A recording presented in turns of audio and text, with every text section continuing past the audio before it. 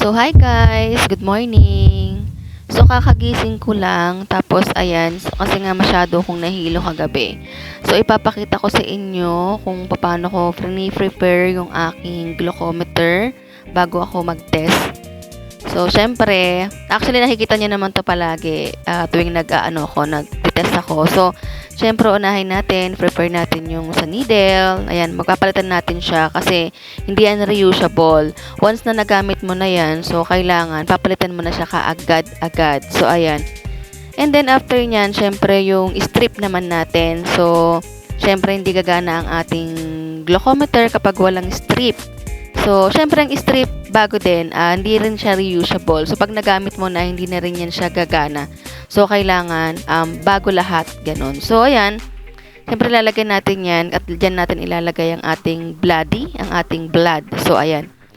So, after nyan, syempre, pag nalagay na natin, gagana na siya. And then, doon na tayo mag-start ng kumuha ng dugo. Pero, syempre, nisan muna natin ang ating mga daliri.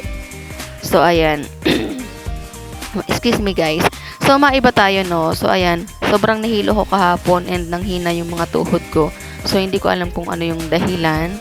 So, syempre, ito nga pala guys, bago tayo magte-test ng syempre maglalagay tayo ng alcohol. And then, siguraduhin nyo lang na wala kayong kain. Actually, ito is kagigising ko lang talaga. So, hindi pa ako umiinom ng tubig o anything. Hindi pa ako kumakain dyan. So, ayan, syempre, para makita mo talaga yung totoong status ng iyong sugar. So, ayan.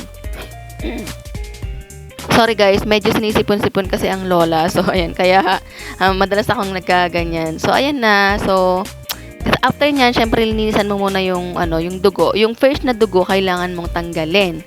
So, para safe, ganyan. So, ayan na guys. Nagbibilang na siya. Ayan, di ko alam kung ilan ang aking sugar for today. Ang ingay ng aso. Oh my God. So, 146 siya guys. Sobrang taas. Without meal. Siguro dahil na-stress din ako sa Miss Universe. Charot. So, ayan. Actually kasi kapag may sakit na diabetes, tumataas yan kapag stress or gutom or busog. So, yan lang muna guys for today.